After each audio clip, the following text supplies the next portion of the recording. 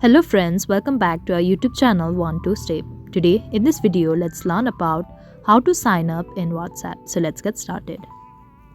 At first, let's get into WhatsApp app. So here it is. Now we need to choose our language and proceed.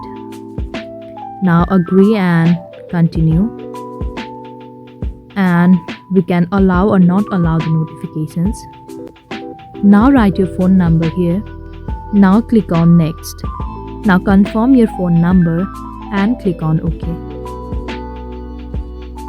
Now you can simply continue. Now we'll get a code in SMS of 6 digits. Now we can simply click on continue. Allow or not allow the contacts. Now you can type your name here. Now click on next. So this is it. Now you are in your WhatsApp app. So that is all. I hope you liked the video. Please do like and subscribe. Thanks for watching.